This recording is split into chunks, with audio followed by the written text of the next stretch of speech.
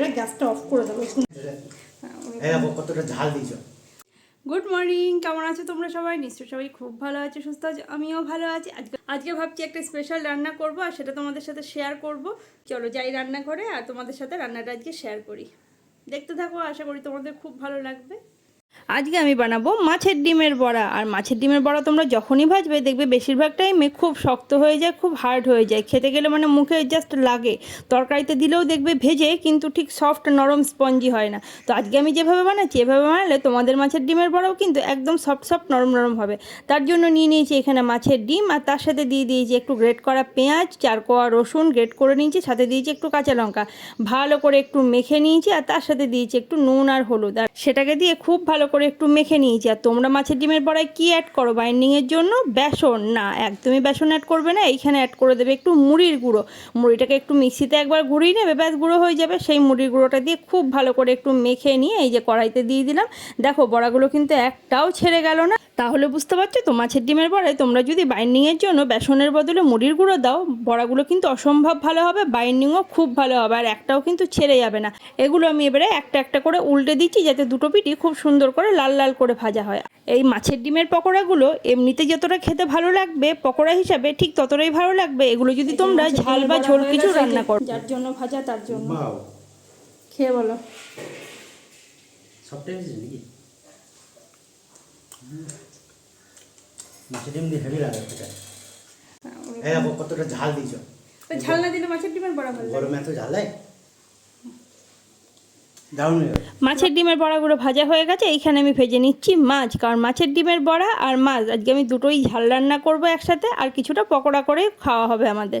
তো এইখানে মাছ ভাজা হয়ে গেছে, তেলের মধ্যে দিয়ে দিয়েছি একটা কাঁচা লঙ্কা, আর তার মধ্যে দিয়ে দিলাম অর্ধেক গ্রেট করা টমেটো। টমেটোটাকে একটু ভালো করে ভেজে নিতে হবে যাতে টমেটোর কাঁচা গন্ধটা চলে যায়। এইবারে আমি এর মধ্যে দিয়ে দিচ্ছি নুন, হলুদ, আর দিয়ে দেবো আমি একটুখানি শুকনো লঙ্কার গুঁড়ো একটু কালারের জন্য। তো এইটাকে আবার একটু ভালো করে নাড়াচাড়া করে নেবো যাতে কাঁচা গন্ধগুলো চলে যায়। এইবারে দিয়ে দিচ্ছি এর মধ্যে আমি সর্ষে বাটা। সর্ষেটাকে আমি একটু নুন আর একটু কাঁচা লঙ্কা দিয়ে ভালো করে বেটে নিয়েছিলাম। সর্ষে বাটাটাকে দিয়ে এবার একটু ভালো করে আমি কষে নেবো। কষা হয়ে গেছে, দেখো সাইড দিয়ে তেল ছেড়ে দিয়েছে। এইবারে আমি দিয়ে দিলাম এর মধ্যে গরম জল, জলটা ফুটে উঠেছে। এইবারে আমি এর মধ্যে দিয়ে দেবো মাছগুলো, আর তার সাথে দিয়ে দেবো মাছের ডিমের বড়াগুলো। না, ভয় পাওয়ার কোনো কারণ নেই, মাছের ডিমের বড়াগুলো ঝোলের মধ্যে একটুও ফেটে যাবে না বা ভেঙে যাবে না। একটু নাড়াচাড়া করে নেবো। নাড়াচাড়া করে এটা আমি ঢাকা দিয়ে দিয়েছিলাম মোটামুটি 10 মিনিটের জন্য। দেখো এগুলো মোটামুটি রেডি হয়ে গেছে রান্নাটা আমার। এই সময় আমি এর মধ্যে দিয়ে দেবো একটু কাসুন্দি। হ্যাঁ, কাসুন্দির টেস্টটা কিন্তু খুব ভালো লাগে। আমি এই রান্নাটার নাম দিয়েছি মাছের ডিমের ঝাল কাসুন্দি। তো কাসুন্দিটা দিয়ে একটু ভালো করে নাড়াচাড়া করে নেব। আর সব শেষে যেটা অ্যাড করব, সর্ষে বাটা বা যে কোনো কাসুন্দি রান্নায় অ্যাড না করলে ঠিক টেস্টেড পাওয়া যায় না, সেটা হচ্ছে কাঁচা সর্ষের তেল। একটুখানি কাঁচা সর্ষের তেল দিয়ে আমি গ্যাসটা এখানে অফ করে দেবো। এই দিয়ে দিয়েছি খেতে। বড়া তখন একবার খেয়েছে, এখন আবার মাছের বড়া। নরম হয়েছে দেখো। মাছের ডিম কিন্তু অন্যদিন শক্ত হয়, আজকে একটা নরম হয়েছে। কি ওটা বানিয়েছি, দারুণ নরম।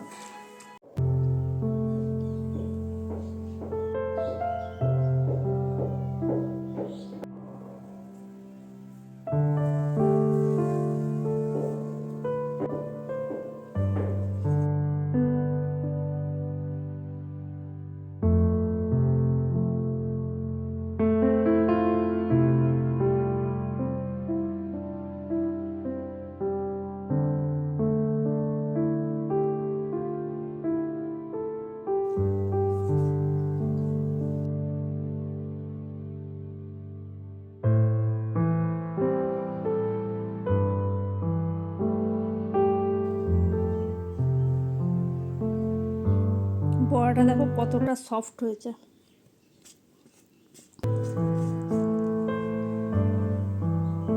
বড়াটা যেমন সফট হয়েছে আর সেরকম ভেতরটা একদম ফ্লাপি, দারুণ লাগছে খেতে। তোমরাও কিন্তু বাড়িতে অবশ্যই ট্রাই করো। আর এই ঝোলের যে বড়াটা আর ঝোলের স্মেলটা দারুণ লাগছে। একটা কাসুন্দির ফ্লেভার আছে, আর বড়াটা তো সফট হয়েছে, মানে হাত দেওয়ার আগেই ভেঙে যাচ্ছে, আর দারুণ লাগছে খেতে। তোমরা অবশ্যই কিন্তু বাড়িতে বানিয়ে খেও। এভাবে যদি মাছের ডিমের বড়া একবার খাও, আমি কথা দিতে পারি তোমরা বারবার কিন্তু এইভাবে বানিয়ে খাবে। আমি আগে মাছের ডিমের বড়া একদমই খেতাম না, শক্ত হয়ে যায় না ভাজতে পরে, আমার ভালো লাগতো না।